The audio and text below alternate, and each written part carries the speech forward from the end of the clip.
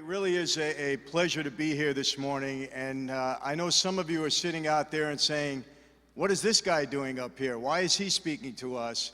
Probably the last person that you might have expected to come and address a group of students that I understand have done extremely well, and I want to congratulate all of you. I understand you worked very, very hard. Most all of you, if not all of you, are college-bound, and that certainly is a great accomplishment in life. And I know that. I have 7 children of my own, and 4 of my 5 daughters have gone on to college, all have graduated, and all are doing well at this point in time. My younger daughter is, she'll be 13 years old, and I'm sure she's on her way to college too. And I have 2 sons, and neither one of them went to college. You know, and it was funny, I was sitting with my 2 boys about a month ago, and one of them is 31, the other is 22, and they were proposing some kind of a deal, a business deal that they had for me. And I listened to them, and after about 10 minutes, they said, "So, Dad, what do you think?" And I said, "You know what I think, son?" And they said, "What?" I said, "If I can trade you 2 guys in for 2 more girls," I said, "you'd be gone in a minute." But anyway, one of the reasons that I came here to speak is because I have a real heart for young people. I really do. With 7 children of my own, I have committed a good part of my life to working with young people that haven't been as fortunate as you.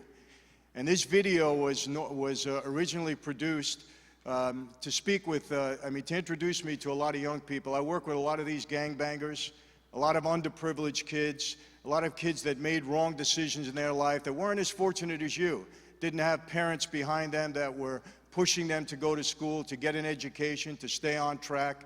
Because people, I'll tell you this, I've seen a lot in my life. And I've seen the consequences of young people making wrong decisions, and they are very, very severe.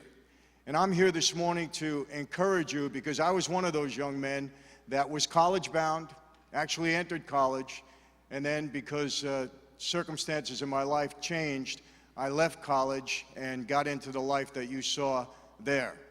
And I really want to motivate you, encourage you this morning to keep on track and make the right decisions, because at this point in time, I know you've worked hard, but I can tell you this, life can be very, very difficult if you make the wrong decisions. You've got a great head start, got a college education in front of you, you've been prepared well, you worked hard, and I want to encourage you this morning to stay on track, because if you don't, life can become very, very difficult. And I'm going to give you that message this morning. I'm going to tell you a little bit about my past. It's not very often that somebody with my background will ever come and speak to you about anything in life, whether it be school or life or anything else.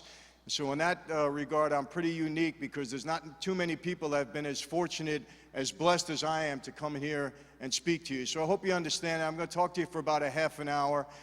Believe me, I speak to students all over this country, and I understand how much of a capacity you have to listen. So I'm not going to bore you, but hopefully you'll really get something out of this. And I want to tell you how I got started speaking to young people. I was, back in the day, I had taken a plea to a crime that I committed, a racketeering crime. I got a 10-year prison sentence.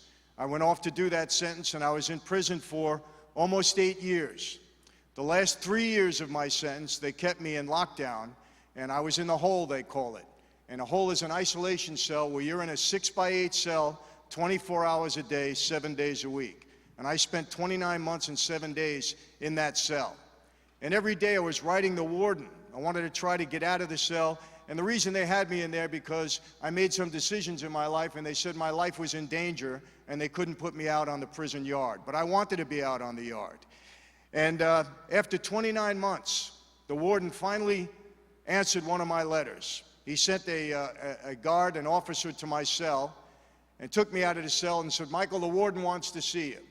So I went up to see the warden, and he said, "Mr. Franzese, you're wearing me out with these letters. Every day you write me a letter." I said, "Warden, I got a lot of time on my hands. I figure I'll write you. Got not much else to do in here." So he said, "I know you want to get let out on the yard. I'm not supposed to do it, but because you've been so persistent, I'm going to let you out on the yard." So I went out on the yard that day, and I'll be honest with you, after 29 months and 7 days in the hole, it was like when they let me out on the prison yard, I felt like I was free.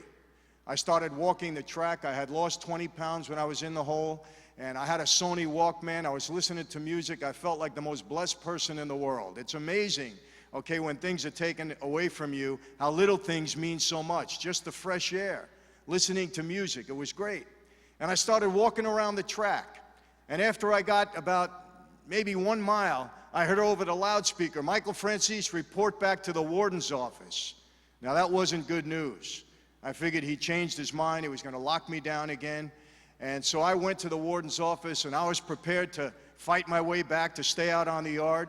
And when I got there, it got worse. There was 2 FBI agents, Federal Bureau of Investigation. They were there. And I saw them, and they said, Mike, we need to talk to you. Now, I didn't want to talk to them.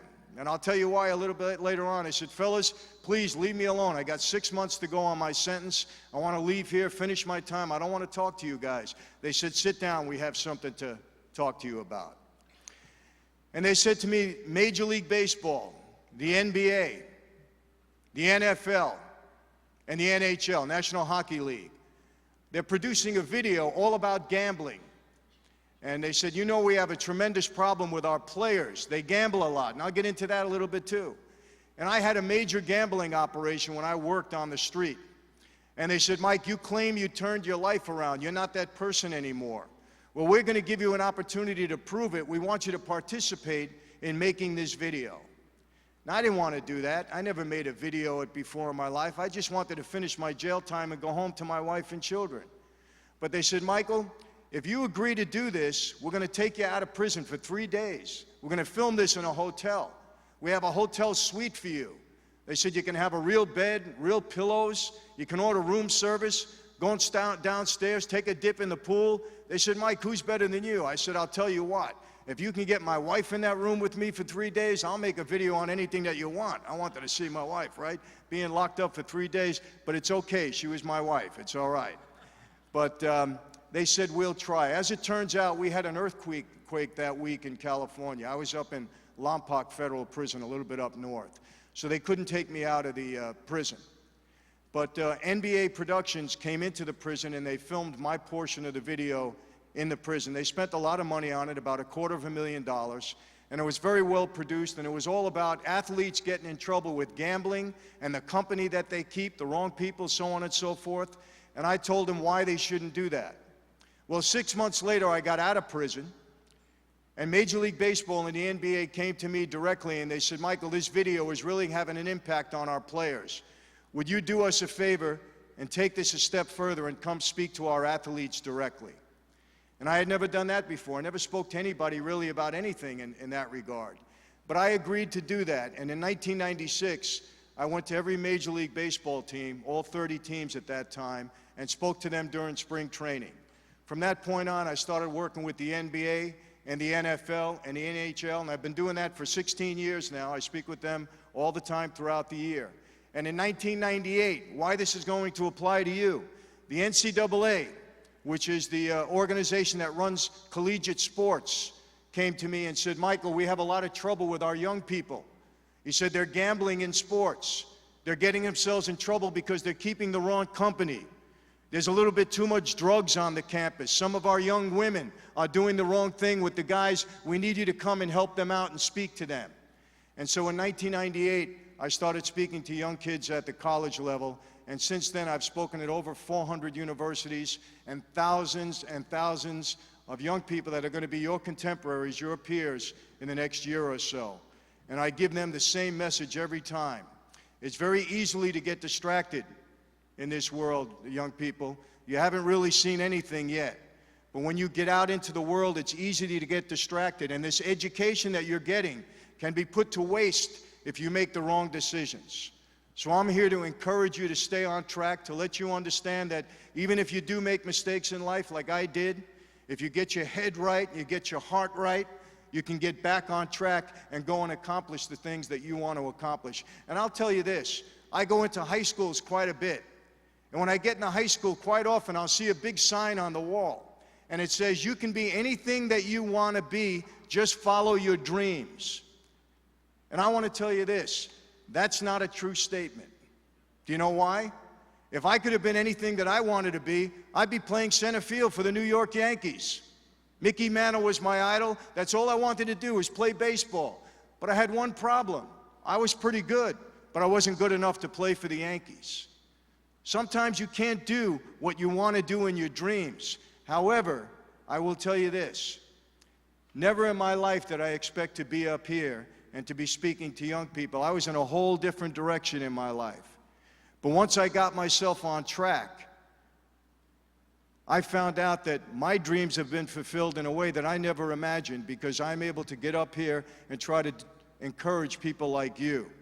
So the point being, if you stay true to yourself and do the right thing in life, you may end up 180 degrees to where you wanted to be or where you thought you would be, but you'll be in a position where you will be blessed and you will be fulfilling a purpose in life. So stay on track, and that's really the message here this morning, you young people. Because you know what? I don't know any of you, but I really care about young people, and I really mean that. When I was in prison, I saw so many young people coming into the system, 21, 22 years old, broken homes, didn't have parents like you have pushing them to do the right thing. They didn't have these opportunities. As a result, they're spending 10, 15, 20 years of their life in prison. And if you do that, when you come out, your chances of success are not very good. Prison doesn't prepare you for success later on in life. So I want to tell you a little bit about my story, a little bit about my background. Hopefully you will be encouraged, and hopefully you'll move on to this great day. I understand you have a lot of speakers here, and I think it's going to be a great day for all of you, and all of you be very blessed. Now, saying that, I want you to take a good look at me, people, because I'm probably the most fortunate, most blessed person you're ever going to see in your life. Because had I been left up to my own to do what I wanted to do in my life, you saw the video, go on the track that I was on, I'd either be dead or in prison for the rest of my life. It's probably what I deserved in my life. It's what I earned spending almost 20 years on the street, every day, violating both God's laws and the laws of man. That's what I did in my life. And if it wasn't a fact that there was a different purpose for me, I don't believe I'd be here this morning. And finally, I was able to figure it out and get it straight after a lot of struggles and a lot of heartaches. So I'm going to tell you a little bit about my background, and hopefully you'll be encouraged by it and move on and have a great and blessed day. My dad was the underboss, which is a very powerful position, of a major organized crime family back in New York. And for those of you that don't know, you watch movies, you see things on television, there really is a mafia in this country. There really is organized crime. There are criminal groups. And 5 of them exist in the New York area. And my dad, in one of those families, had a very powerful position. He was the underboss. And that's the second in charge of that family. And I grew up idolizing my dad. I loved him very much. He was a great father, great husband to my mother. He was very, very supportive of me when I was a young person. He didn't want me to follow in his footsteps. He wanted me to go to school, get an education. He said, son, that's where it's at. Even he knew that. Even though he didn't do that in his life, he wanted that for me. And I was on that road. That's the way I was going. And I tell you, my dad, you're talking about supportive dads. My dad, when I was a kid in school, I played all 3 sports. I was kind of like a jock. I really loved sports. And my dad would never miss a game, no matter what he was doing. Whether he was doing business or whatever, I'd be playing ball, he would show up. I never forget, I'd be playing baseball, and I'd be up to bat. I'd be on the field, and my dad would pull up in a big black Cadillac or a black Lincoln. You guys are young here today, but for those of you my age, the Cadillacs back then, they were half the size of this room. Cars were very big back then. And my dad would pull right up to the field. He'd get out of the car. He'd always be dressed sharp in a suit. He'd always have 5 or 6 men with him. He'd never travel alone. And he'd get out of the car and start walking into the stands. I'd be up to bat. The umpire would take one look at that group. He'd never call strike 3 on me when he seen Dad. I always say, Dad, you were very good for my batting average. I played football. Nobody would tackle me when he was in the stands. It was pretty good to have a dad and a mom when you play sports, but he was great, and he wanted me to go to school. And he got in some real trouble in the 60s. He was indicted several times for several crimes, and in 1966, he was convicted in federal court for masterminding a nationwide string of bank robberies. In 1967, he was sentenced to 50 years in prison. In 1970, after losing all his appeals, he went off to Leavenworth Penitentiary in Kansas to do his time. I was a pre-med student, Hofstra University. I was going to be a doctor when my dad went away. And I was devastated when he went away. He was 50 years old when he went in. We figured add 50 on top of that, my dad would never come out of prison alive. And today, just a as a point of information, my dad is 94 years old. He's been in prison. He did 33 years in prison since 1970. He's been in and out of prison 5 times, and each time for violating his parole. And each time he violated for associating with another felon or somebody alleged to be in organized crime. When you're on federal parole, you're not allowed to meet with people that have been involved in criminal activity. And my dad was old school, kept making a mistake, meeting with people, getting sent back to prison. And today, my dad, at 94, was recently convicted on another case, went to prison again last year and got sentenced to another 8 years. My dad has to live to 100 years old to come out of prison for the mistakes that he made, and that really hurts me because I love my dad very much, and I don't know that if I'll ever see him as a free man again. He's in federal prison in just outside of Boston, Massachusetts. And when Dad went away, I was devastated, and the boss of my dad's family, Joe Colombo, he kind of took me under his wing. I started to meet a lot of my dad's friends. They were saying, Michael, if you don't help your father, he's going to die in prison. And I was very motivated by that. I lost interest in school. I went to see my dad. We sat in the visiting room, Leavenworth Penitentiary. And I said, Dad, I don't want to go to school anymore. If I don't help you out, you're going to die in here. And he was upset. He didn't want that for me. He said, no, son, I want you to go to school, continue your education. But I was very headstrong as a kid, and my mind was made up. And I said, no, Dad, I got to help you. And he said, okay, but if you're going to do that, if you're going to leave school and be on the street, I want you to do it the right way. And in his mind, the right way was to also become a member of his life. And he told me to go home, that he would send a message to his friends, somebody would be in touch with me, and I was to do whatever I was told. That's what put me on the road to entering into his life. One bad decision in my life. And even though I think I made it for the right reason, to help my dad out, it was the wrong decision. And in saying that, I want you to be very careful about the decisions you make in life. You know, we love our parents, and sometimes we try to please others, but you always have to think about what's best for you in your life. You know, sometimes we get pushed to do certain things, and maybe it's just not what we need to do. And you really have to pray about these things. You have to contemplate. You have to think about it. What's best for you? What's going to serve you best in your life so that you can go out and serve others? And that's really what this life is all about. People, you're going to find this out. At one point in time, it was all about me, for me. I wanted to make the most money. I wanted to have the best things in life for me and for my family. And when I started to encourage and be a benefit to others, it became the most rewarding and best feeling in my life. And that's why I continue to do this. And I wouldn't give it up for anything at this point in time. You're going to find out that when you can encourage and be a benefit to others, it's going to be the most rewarding thing that you can do in your life. And I guarantee you'll find that out. But in order to do that, you have to find your best position in life to be able to do that. So you could be a little selfish in that regard. What works for you so that you can help others? Do what you need to do for yourself to get yourself in that position. And I want to tell you this. I think it's a good point to say this. You know, I grew up differently than every one of you in here. And I really mean that. You're not going to like what I have to say. But I grew up hating the police. I hated law enforcement. I hated the government. That's how I grew up. Why? It wasn't because my dad taught me that way. He didn't teach me. He taught me to respect the law. But it was because of what I witnessed in my life. When I grew up, because I loved my dad so much and because he was always a target of law enforcement, I always saw them as the enemy, somebody trying to hurt my dad. And I grew up in that way. And you know, I've been very, very blessed, people, because I've been able to, I believe because I became a person of faith, God has been able to change that in my life. Change not only my heart, but my head.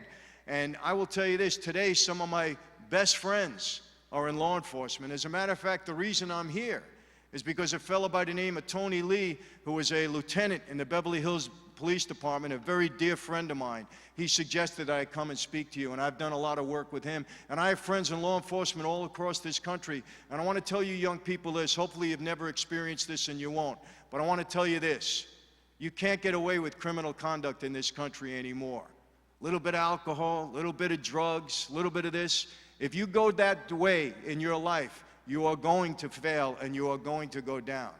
Law enforcement today is too sophisticated. They got too many weapons. If you try to challenge law in any way or think you're going to beat them, you're going to lose. And I want to tell you this too, people. Remember this. This is the best advice that I'm going to give you the whole morning. Maybe the best advice you're going to get the whole time you're here. You are who you hang out with. If you hang out with the wrong crowd, whether it be now or when you get to college, and you're going to be influenced in many ways. I speak to young people in college every day.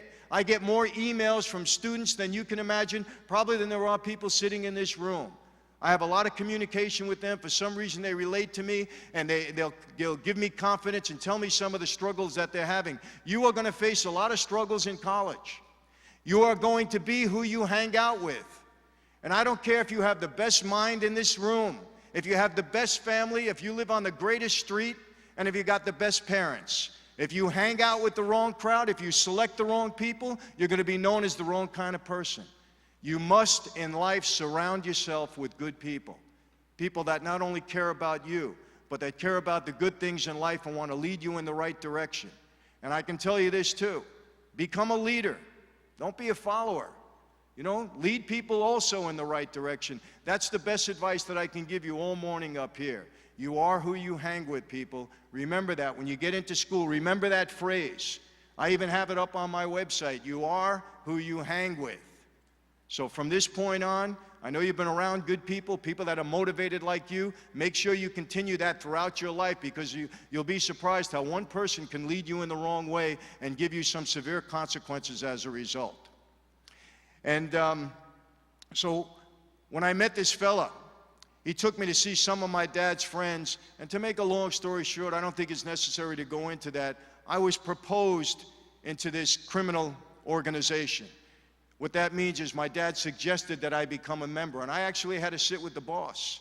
And for a year, I was only 22 years old. I was in kind of like a pledge period where I had to do anything and everything I was told to do to prove myself worthy to enter this criminal organization. And in 1975, after about a year of proving myself worthy and doing what was necessary, I was called into a room again. And it was Halloween night, 1975.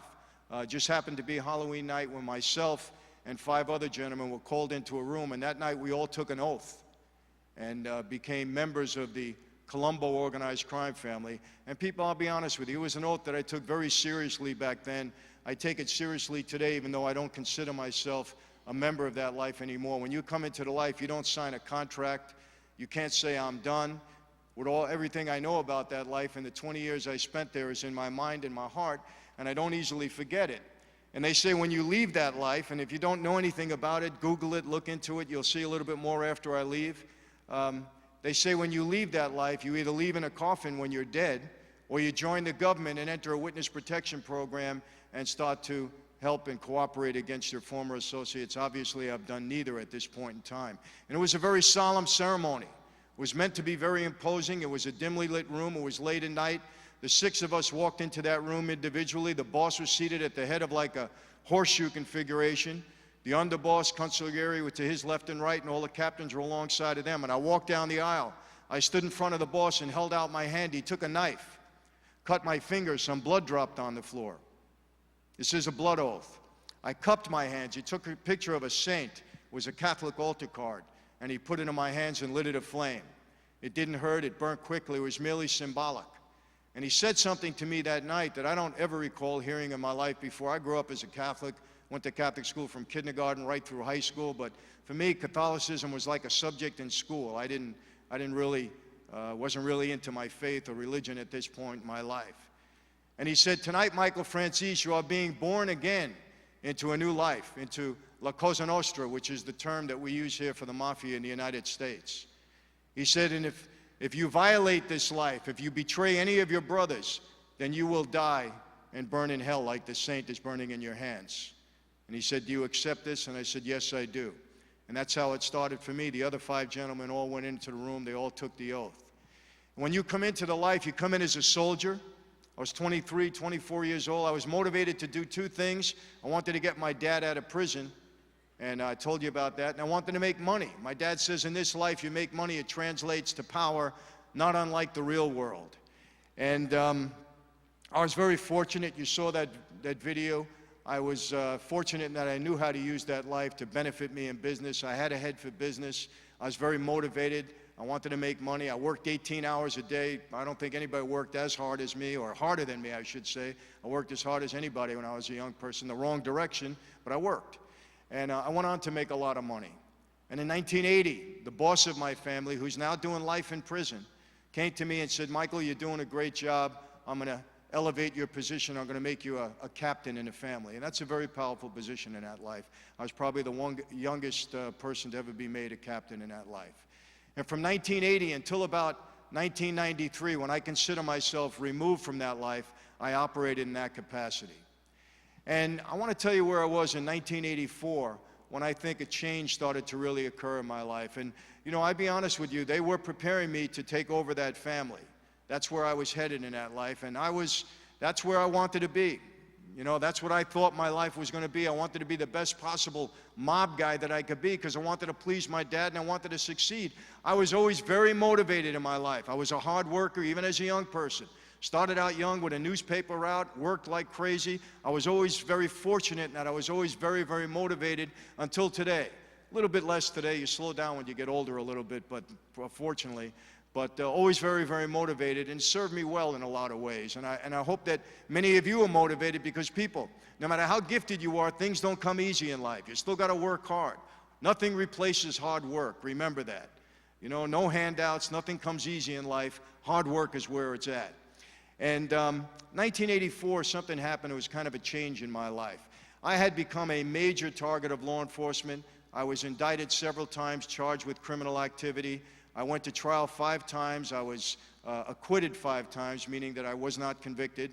Actually, Rudy Giuliani, who some of you might know, he was the U.S. attorney in Manhattan, and he was hot on me and indicted me on a big case. Unfortunately, I was found not guilty in that case. If not, I wouldn't be here today. He was going to give me a lot of time, probably 50 years or more, and that's the kind of time they were giving mob guys back then. So I was making a lot of money. I was bringing in $5, $6, $7 million a week into my operation. I had my own jet plane. I had my own helicopter. I had a house in Florida, a house in New York, a house in Los Angeles. At the age of 31, I had it going on. And then something happened. Among many things that I was doing, I had a production company, and I was making movies back then. And somebody had come to me, a good friend of mine, and he had a screenplay for kind of a breakdance movie. You people don't remember, but back in the 1980s, breakdancing was big. And he came to me with this screenplay, and he said, Mike, there's a lot of music, a lot of dancing in this. Will you make the film? There's a lot of rap music. But that's when you can listen to rap music on the radio, not like you young people today. Forget about this stuff today. But back then, it was nice. We had the Sugar Hill Gang, Curtis Blow, the Fat Boys, Run DMC, old school stuff. I know I'm showing my age, but that's okay. I liked it. And I said, I'll make the movie if you can make it in Florida. So we filmed it in Florida. And I brought a lot of the cast and crew to work in the film from Los Angeles, and I brought in a dance company with 50 professional dancers to work in the film. And we were in pre-production, getting ready to film in a few days, and I was sitting by the pool we were just kind of relaxing, getting ready to film. And some of you young men will appreciate this. I was sitting by the pool, and all of a sudden, out of the water came this gorgeous, beautiful 20-year-old girl.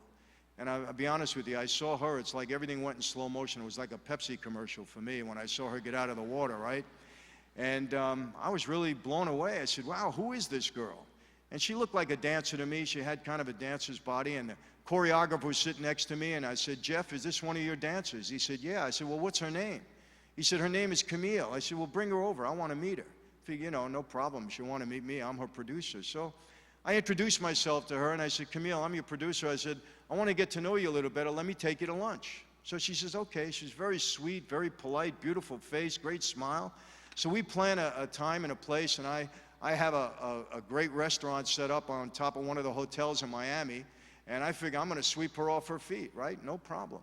Well, I get up there 15 minutes, 20 minutes, half hour, 45 minutes later. She never showed up. She stood me up. So the next day, I see her on the set. I said, Camille, what happened? You didn't show up. She didn't make any excuse. But I had to make myself feel better, so I made an excuse for her. I said, well, maybe you were dancing, right? You had to rehearse. She said, yeah. I said, okay, can we do it again? She said, sure. We set another time and a place. I go. She stood me up again. Now, she did this to me 5 times. She always said yes, never showed up. Now, I want to tell you young ladies something. I have 5 daughters. 4 of them are of the dating age. And I tell them all the time, you know, you want to get some knucklehead guy to play hard to get. Don't make it easy. And ladies, I want to tell you, don't make it easy for these guys. Back in my day, we had to work hard. Today, these young men, they have it too easy. And I used to tell my daughters, they say, oh, Dad, come on, you're old-fashioned, you know? You wear your pants too short, you wear your hair too short. They say you listen to Frank Sinatra, you don't know what's really going on. And, but I get even with them. I'll tell you what, they bring their boyfriends over the house. I say, hey, come here, you. I'm not from L.A., I'm from Brooklyn. Sit down. Let me tell you how you're going to treat my daughter. And I scare the heck out of them right off the bat, you know? My daughters used to tell me, Dad, please don't come to our high school. All the kids are afraid of us. I said, well, behave yourself and I won't come. But anyway, and they've been good girls. So, and two of them are blessed. They got two nice young men that they might get married to. And I like them. I approve. I put them through the ringer, but they're okay. But anyway, so I want this girl. She don't want to have anything to do with me. One night, we're having a meeting, a cast meeting, and she comes out of the meeting, and she was very upset. She was with her friends. And something was going wrong, so I said, wow, this is my chance. I'm going to help her out. Whatever the problem is, I'll solve it, and I'll be in with her, right? So we start to talk. She finally talks to me a little bit, and she tells me she was from Anaheim, California. She grew up right around this area. She used to dance in Disneyland and Knott's Berry Farm and all of these things. She had no idea who I was or really what she was getting involved with. And she tells me, you know, my mom and dad want me to come home. I've never been this far away from home, 3,000 miles away, and there's some things happening on this movie set I don't agree with. You know, that movie set can get kind of wild, a lot of young kids, music and dancing and all that stuff. It can get a little out of hand. And I said, well, you know, what's the problem? And she told me, you know, she was a young girl of faith. She had very strong convictions in her life. And long story short, I fell very much in love with this young woman, and she's now my wife of 26 years. And thank you. Thank you. And there's no question that she was the catalyst that led me out of a really bad lifestyle and got me to where I was today. And people, I'll be honest with you, you know, my wife was a very strong girl of faith, and she really led me to God. And I think God has had a major impact on my life, because if I didn't follow that direction, I'd either be dead or in prison for the rest of my life. So I'm very grateful for that, and I think it's very, very important in your life to be a person of faith and let, you know, good morals and let God guide you along the way. And that certainly made the difference in my life. And but I knew in order to be with this young girl, I had to make some changes in my life, because she could never accept my lifestyle. And I started to fall in love with her. And it's amazing how my love for her became more important to me than this bond that I had with my dad. Became more important than this blood oath that I took to this mob family. And it's amazing how things can change in your life. And ladies, I want to tell you something. You have no idea how strong an influence you can be on some knucklehead guy. Don't let a guy steer you in the wrong direction, because, you know, they did a big article on my wife one time in Cosmopolitan magazine. And under her picture, they put the woman who changed the face of organized crime in America, because of the fact that she led me out of that life, because I was going to be the boss of that family. So you have no idea, ladies. Stick to your guns and don't let any knucklehead guy turn you in the wrong direction. That's for sure. And if they do, come and see me and I'll straighten them out for you. That's for sure. But anyway, so I knew I had to make some changes. So in order to do that and to get away from the life, the government was going to indict me again on another case. So I told my lawyer I had a plan. I said, listen, I'm going to take a plea. I said, I've won every case against them. I know the government will want a conviction on me. I'm going to take a plea. I'll do some jail time. I'll marry Camille. We'll move out to California. When I get out of prison, I'll have parole and probation. The guys in New York know that I can't associate with them when I'm on parole and probation, because it's a violation. And maybe after 10 or 12 years, the people in New York, my former associates, will forget about me, and I'll be able to live happily ever after with Camille out on the West Coast. And so my wife, at 22 years old, I said to her, 21 actually, I said, can you handle me doing a few years in prison? Fortunately, she started to fall in love with me. And she said, yes, Michael, I think I can. And so I took a plea. I got a 10-year prison sentence. But back then, we still had parole, not like today. Today, if you get a sentence of 10 years, you're going to do 8.5. You do 85%. Back then, we had parole. So I figured I'd do maybe 4 or 5 years in prison. I'd come out and I'd have parole. The guys in New York couldn't know I couldn't talk to them, and they'd forget about me. So she said, yes, I think I can handle that. So I take a 10-year prison sentence. I had a $15 million restitution. I gave up the plane, the helicopter. I gave them all my assets just to marry this girl and move out to the West Coast. So I start my prison term. We get married in July. I go off to prison in December. I start my prison sentence.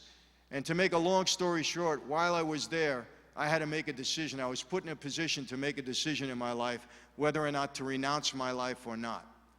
And I did. And I never realized it would become so public. But it shot back to New York like a rocket. And you're not allowed to do that in that life. It's very serious if you renounce that life. And as soon as that happened, my father disowned me. The man that I loved and idolized all my life didn't want to have anything to do with me. The boss of my family, and I know this gets kind of deep for all of you here, but I'm just being honest with you. This is life. The boss of my family put a contract on my life, meaning that I was to be killed for renouncing my oath. And I, at that point, was in a lot of trouble. And the FBI came to me, and they said to me, Michael, you're a dead man anyway. There's word all over the street, you're a dead man. Cooperate with us. We'll put you in the witness protection program. You'll help us out, and we'll help you out. We'll preserve your life and that of your families. I didn't want to do that, people. I didn't feel it was my role to start testifying against people in New York. I wasn't mad at them. I just wanted out of the life. And that's not what I wanted to do. I wasn't motivated in that point, and I refused. Well, the government didn't take kindly to that. They don't like when you refuse them. After 5 years in prison, I got out on parole, and I was out on parole for 13 months, and that's the time in my life where I was challenged more than ever in my life, people. I was out in LA. It was very, very hard for me to earn a living. My wife and I we had to keep moving. The FBI would come to us. They had word from informants that my life was in danger. We couldn't put a house in our name. We couldn't put a telephone, utilities, anything in our name. The FBI would come to us. We'd have to move. For 13 months, it was the worst time of my life. I don't know how my wife stuck with me. It was that much pressure on her that every time I walked out the door, she thought I wouldn't return home. It was very bad. After 13 months, one morning, I told my wife, I said, honey, I'm going to the bank. As soon as I come back, we'll go to breakfast. I leave, I go to the bank. When I walk out of the bank, there was 15 agents there, and they put the handcuffs on me, put me in a paddy wagon, went into the bank, leaned all my bank accounts, took all my money, went to my house with a search warrant, took everything that we had, went into my wife's purse, took all her money out of there, didn't leave her with 1 cent, and said, this is your husband's money, and we're indicting him again, and we're cleaning you out. They drove me down to the MDC in Los Angeles, the Metropolitan Detention Center, which is the federal jail. They were going to transport me back to Brooklyn, New York in the morning. And on the way back, they said, we don't want you to cooperate anymore. We're done with you. We're charging you with new criminal activity, and we're going to violate you on your parole. From this point in time, you'll never see the street again. You'll never be free again. And they put me in that 6x8 cell. And people, I want to tell you something. If you ever feel desperation in your life, for me, this was the moment. And I want to tell you this. I have felt every emotion you can feel in life, from ecstasy right down to grief and everything in between. When I say grief, I lost a sister to an overdose of drugs. She died at the age of 27. My brother's been a drug addict over 25 years.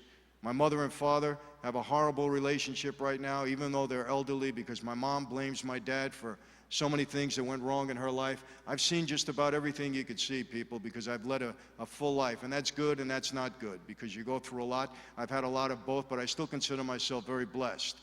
But that night was the first night in my life that I experienced hopelessness. And I can tell you by far that's the worst emotion you could ever feel in life. When you feel you've lost everything and there's nothing that you can do to help yourself out, you're in this deep, dark hole. It is the worst feeling in the world. I'm going to be honest with you. My heart hurt so much that night. It was a physical pain. It was almost that I couldn't endure it. My head was pounding. I was just a wreck. And I wanted to lay myself down on that little cot and just close my eyes and not wake up. And a prison guard walked by my cell and he said, Franzese, are you okay? You don't look good. And I chased him away. I said, hey, don't bother me. Leave me alone. Go away. And he left, and he came back a minute later, and I just want to be honest with you. This is what happened with me. Because something needs to happen in your life when you're desperate like that to turn you around. Whether it be a person that you meet, an event in your life, whether God talks to you, whatever it might be, but something needs to help. You can't deal with those things on your own. And this prison guard walked by, and he pushed a Bible through the slot in the door for me, and I picked it up. And all I can tell you is from that point on, things started to change in my life. I started to look up at God, and I believe that at that point in time, when I kind of gave him my life, things started to go in a different direction for me. And the big case that they were going to put against me, it failed. They couldn't indict me, but I did get a 4-year parole violation. and I spent 35 more months and 13 days in prison, 29 months and 7 days in the hole. That's when I was in the hole, like I started out with this thing. And when I got out, okay, I didn't know what I was going to do. And I told you, the NBA, they came to me, they started me on this kind of speaking career. And people, all I can tell you is this: I never thought I was going to be a speaker. I never had any experience, never did anything like that in life. I've written 4 books. I'm on my 5th right now. They're doing a movie about my life. The same producers that produced the movie Soul Surfer. I don't know if any of you have saw that. Bethany Hamilton, the gal that got her arm bit off by a shark, just was in the theaters not too long ago. I think it's on DVD now. They came to me and they want to do the story of my life, and that's something I've rejected for the last 20 years. But now they're doing that story. The movie will probably be out the end of next year. They go into production this October. And my life is completely turned around because I was motivated and determined to make a change in my life and to do better. I wanted better for my family. I wanted better for my wife and kids. And people, I want to tell you something. It wasn't easy. It was a major struggle. And I don't credit myself with any of this. Because like I said, if I would have gone the way I was going, I'd be dead or in prison.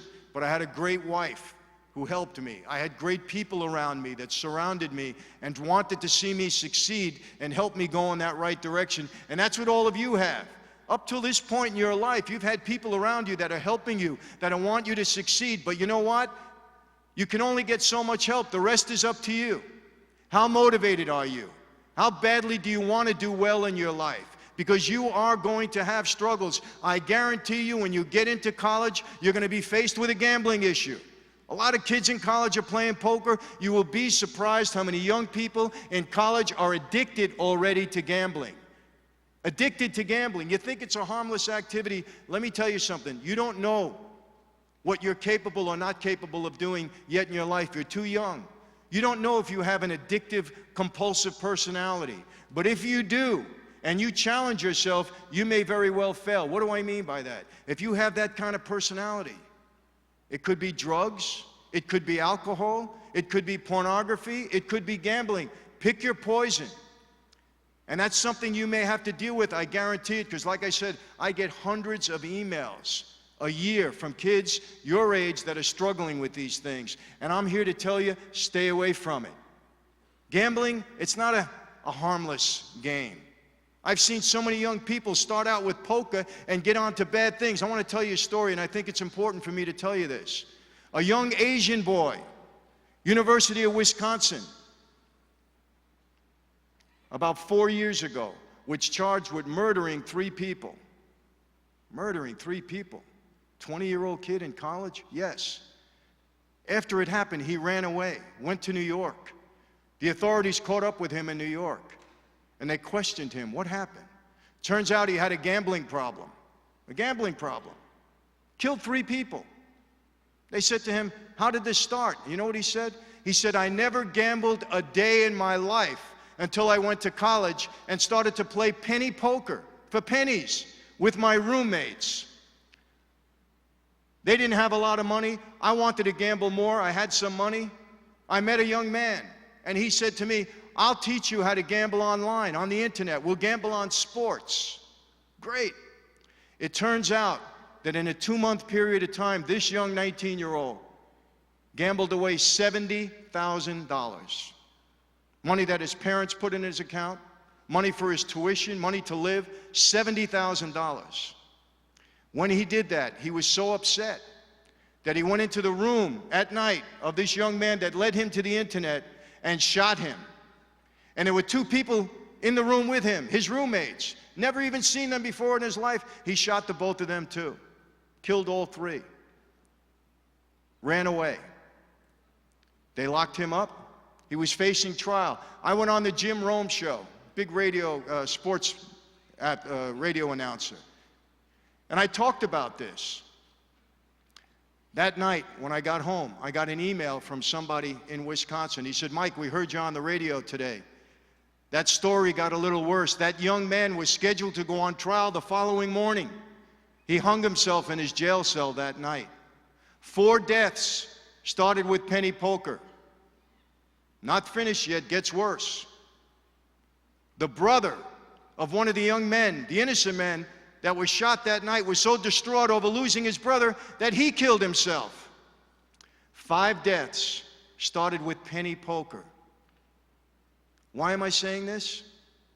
Because things can start out so innocently in life and elevate to something that's so serious. You don't know at this point in time what you're capable or not capable of doing. If you feel something coming on, if it's drugs, just start with a little pot. My sister started with pot and ended up with heroin and cocaine. And at the age of 27, she passed away. My brother started with pot. So when I talk about this, I talk with experience. Drunk driving, you're going to face a lot of alcohol in college. You young ladies, one of the biggest problems on the college campuses today. My daughter Amanda went to San Diego State. She's my feisty one. Amanda's, she'll go toe-to-toe with me, very feisty. And I was concerned, she'd go out and party a little bit, drink a little too much. One night I was on the road, I was at a speaking engagement. She calls me up, very, very distraught. Daddy, I really have a problem. I'm with someone. I don't know what's happening, but he's vomiting all over the place. I have him in the car. I says, where have you been? She said, Daddy, we were out tonight, and I think he drank too much. I started yelling at her. Amanda, I didn't send you to college to be Florence Nightingale to helping somebody out that's drunk. Why are you in that position? She said, Daddy, please don't yell at me. Help me out. This is really serious. So when I collected my thoughts, I helped her out. They had to rush that young man to the hospital. He had alcohol poisoning, almost died. Oh, you're saying, oh, Mr. Franzese, you're being very extreme. No, I'm not. These challenges are going to be there. When I was a young kid, I'll never forget. Every Sunday, I was in high school, senior. Every Sunday, we used to go play softball, and then we used to go to a bar afterwards. My good friend, Charlie Torpy, very good friend, he had a Camaro, and I had a Ford Mustang. And we alternated each Sunday who would drive. This Sunday, he drove. And he said, come on, we're ready to go home. I said, you know what, I'm not going to go, Charlie. I'm with this young lady. I'm doing pretty good. I'm going to stay here. I'll get a ride home. He left. 3 o'clock in the morning, I got a call from his mom. He said, Michael, Charlie's not here. Do you know where he's been? I said, no, Miss Torpy, he left with 2 other people. I said, I don't know where he went, but he should have been home by now. 3 hours later, at 6 o'clock in the morning, I got a call. Charlie hit a tree at 70 miles an hour. All 3 people in the car were killed. Had I went with him, I'd have been in the passenger side. I wouldn't be here today. Don't take these things lightly. Don't think it's just a harmless little activity. Don't let it get away in the way of all the hard work that you've put in up till this point. Because these are real things. This is not a movie. This is not somebody trying to scare you. This is somebody that's experienced these things in life and really has a heart for young people like you and don't want to see you get in trouble, because people, believe me, you're going to get a lot of distractions in life. And college is a hotbed for distractions. Believe me when I tell you. And I hope that if you do anything, you take a few of the things that I'm telling you here today and you take them with you and you say, you know what? I'm not going to let anything stand in the way of me achieving my goals. I'm going to let it go. I'm going to be the best possible student I could be, the best possible person that I can be, and see where God allows this to go. And like I said, you may have one goal in mind and end up 180 degrees to the other side. Either way, do the wrong thing, you can end up on the wrong side. Do the right thing, you can end up on the right side. And hopefully it will be the right side for you. But let it happen that way. Now I want to finish up with this. If you talk about being fortunate in life, I want you to listen to this. When you get your life straightened out and you do the right thing, you can defeat many, many odds in your life. Everybody, when I walked away from that life, predicted my death. Everybody. When I walked away in 1993, I wrote a book, and it's my life story, people. And I'm going to bring it, not to sell you the book, but to illustrate, and there are some out here, but I bring this up for a reason. It's a mob story. You young men want to read about the mob, it's in here. Ladies, it's a love story. A story about me and my wife and how we fell in love and all this kind of stuff. It's a little bit for guys and a little bit for the young ladies, but that's not important. Read the inside cover of the book, because I want to make a point. When I walked away in '93, everybody predicted my death. Life magazine, quote, if he holds to what he has promised, it will mark the first time a high-ranking member of the mafia will publicly walk away from his past and live. Ed McDonald was the head of the organized crime strike force. He was my prosecutor, the prosecutor that put me in jail. When he heard that I walked away from that life and refused the program, he went on television. And he was on the podium and he said, quote, "I wouldn't want to be in Michael Franzese's shoes. I don't think his life expectancy is very substantial." He was very diplomatic. Bernie Welsh was the FBI agent on my case. Big guy, 6'4", big guy, must have put 1,000 guys in prison. He followed Ed McDonald to the podium on television, and he wasn't as diplomatic. He said, quote, "He will get whacked." And if you don't know what that means in street terminology, it means I wouldn't be here today. And my mother, in that book, I pray for my son Michael every night. People, the night that I took that oath, Halloween night 1975, 6 of us took that oath that night. I'm the only one alive today, and not one of them died of natural causes. And lastly, and I'm making this point for a reason, and I'll finish up with it. You saw in that video, if you caught it, Fortune magazine in 1987 wrote an article, "The 50 biggest and most powerful mob bosses in the country." And I was listed on that chart. It was a big article, 16 pages long, and I was listed on that chart of 50. They actually had a chart. I was number 18 in order. I was the youngest guy on that list. Today, 23 years later, out of that list of 50, 43 of them are dead. 3 of them that I know of are doing life in prison. And I'm here to talk to you and encourage you about doing the right thing in your life. And to let you understand that no matter how bad a situation can be, you can come back. Okay? And you can get yourself on track. And probably none of you here have experienced any of that. You got a great head start. Don't blow it. Because you know what? Potential doesn't mean a thing if you don't put it to use. Education doesn't mean a thing if you don't make it work for you. Not a thing. I've seen so many young people with potential that goes to waste. My son, Michael, could have been a pitcher. He got a scholarship to the University of South Florida. Great talent, great ball player. Had the arm, had the talent, didn't have the heart. And you know what happened? Got involved in some kids, started using drugs, wound up losing his scholarship and getting thrown out of school. And that's in my house, where I'm trying to teach him the right thing all the time. What? He had his own head, made his own decisions, went the wrong way, and as a result, right now, he's working as a waiter in a restaurant. Nothing wrong with that. I'm not demeaning that, but he could have did a lot more with his life, and I'm praying now that he gets on track. Decisions that you make in life, potential don't mean anything if you don't put it to use, people. Take advantage of this. I want to tell you this, and I'll leave you with this last thought. It is hard enough in this life to make it when everything is going for you. Don't make it worse by putting struggles and distractions in your life, because you're going to experience that as you go on.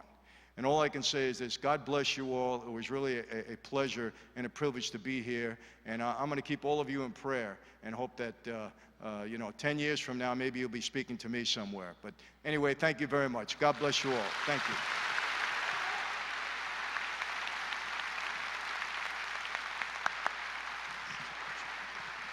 Mr. Michael Franzese.